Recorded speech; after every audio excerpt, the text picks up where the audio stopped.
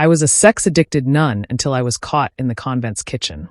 Sin has a way of creeping into the holiest places, settling in the hearts of those who have sworn to reject it. For me, it started in the convent's kitchen at the break of dawn, in the quiet hour before morning prayers. The air was thick with the scent of warm bread and burning wood from the clay oven. I stood near the wooden table, my fingers clutching the rosary at my waist, but my thoughts were far from prayer. Father Chris was beside me, his presence too close, too warm. The dim light of the lantern hanging above cast shadows on his face, accentuating the sharpness of his jawline, the depth of his eyes. "We have to stop meeting like this," I whispered, even as I leaned into him. His fingers trailed up my arm, slow, deliberate. "And yet here we are, Sister Beatrice." Then he kissed me. His lips were firm against mine, the taste of last night's communion wine lingering. My body betrayed me, melting into his touch before I knew what was happening. My underwear was off. Father Chris pulled me onto a corner, bent me over, and it happened. We did it. We enjoyed each other. It was a moment of weakness, one that I later regretted. And then we heard it, a sharp intake of breath. We turned at the same time. Sister Patricia stood frozen at the doorway, her hands gripping the edges of her habit as if she needed something to steady herself. Her eyes, wide with shock, darted between us, looking at how close we were. She saw me bent over and Father Chris was behind me thrusting. She caught us. We were shocked, and just then, I remembered that we had betrayed our vows. For a moment, no one moved. Then she turned and fled. I felt my stomach drop. "She saw us," I whispered, my voice barely coming out. Father Chris ran a hand over his face, his expression darkening. "She won't keep quiet." "She will," I insisted, panic creeping into my voice. "She has to." But even as I said it, I knew it wasn't true. This wasn't the first time Father Chris and I made out in the kitchen's convent. It was a regular thing for us. That was the safest and most hidden place at that hour.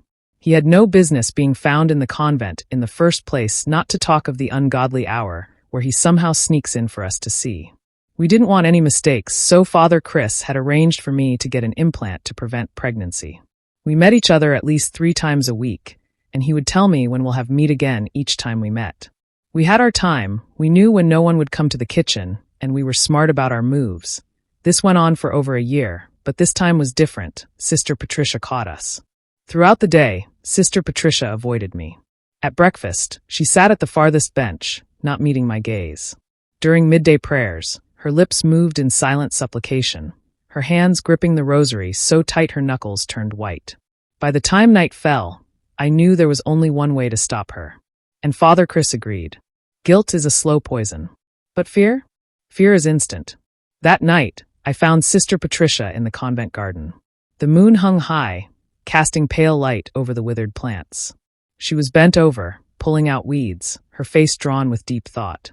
"Patricia," I called softly. She turned sharply, her eyes flashing with something I didn't expect, disgust. "Sister Beatrice." Her voice was cold, distant. I took a step closer. "We need to talk." "There's nothing to talk about," she snapped, standing to her full height. I saw what I saw. I swallowed hard. "You misunderstand." "No," she cut me off. "You and Father Chris are betraying your vows. Do you think God is blind?" Her words hit like a slap.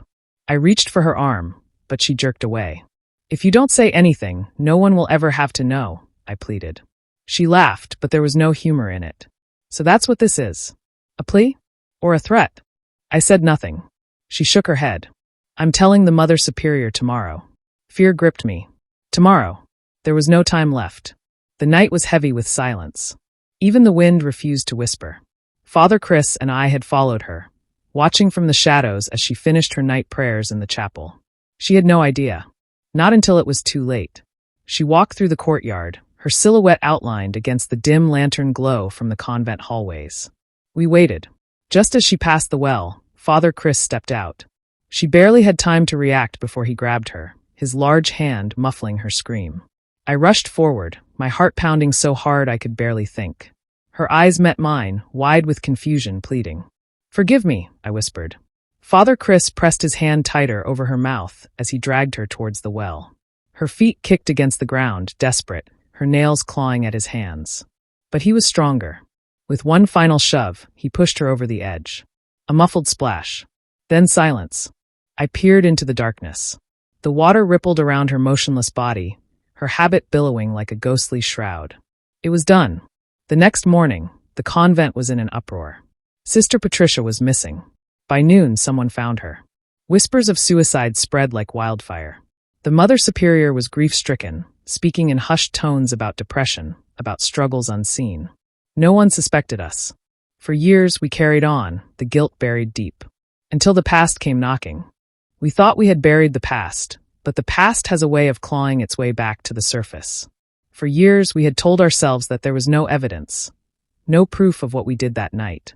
The well had been cleaned, the convent's whispers had died down, and Father Chris and I had carried on like it never happened. But in a cold courtroom, 28 years later, our lies finally crumbled. I sat in the defendant's chair, my hands clenched in my lap. My once pristine habit had been replaced by a dull gray dress, my face lined with age and worry. Beside me, Father Chris stared ahead, his expression unreadable. The courtroom was packed. Former convent sisters, priests, journalists, all gathered to witness the fall of two people who had once worn the cloth of God. Then the thief walked in. A frail man with sunken cheeks and restless eyes. He stood at the witness stand, shifting on his feet as he cleared his throat. That night, he began, voice hoarse, I was hiding in the convent yard. I used to steal from the kitchen sometimes, bread, fruits, whatever I could find. Murmurs rippled through the courtroom, but I barely heard them. My pulse pounded in my ears. I saw them, the thief continued, pointing a bony finger at us. The priest and the nun. They were by the well. I felt my stomach drop. They were dragging the girl, he said, voice growing stronger. She was fighting, kicking, but they didn't stop. A sharp silence fell over the courtroom. Then the prosecutor stepped forward. You are certain? She asked. The thief nodded. I hid behind the fence. I saw everything. My fingers dug into my palm.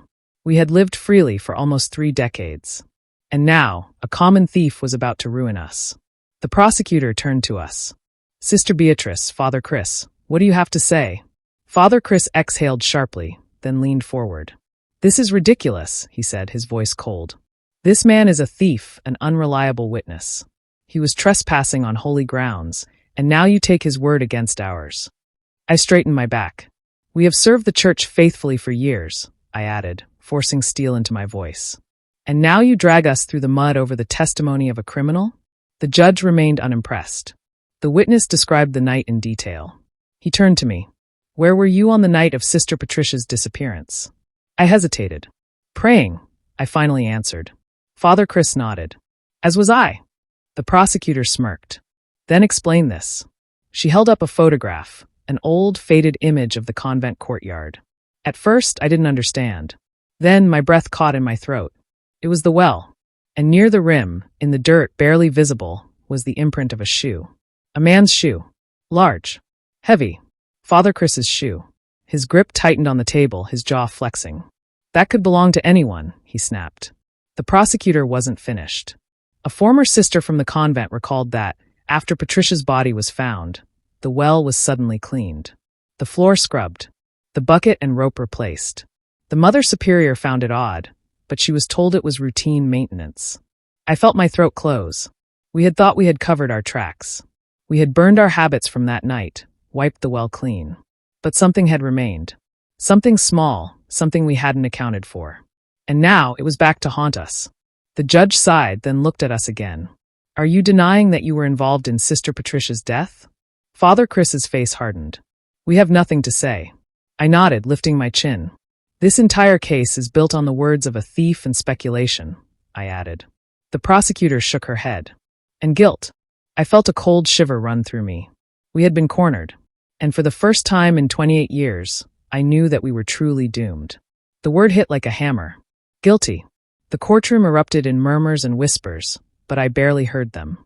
I sat frozen, my hands clasped together, my head bowed.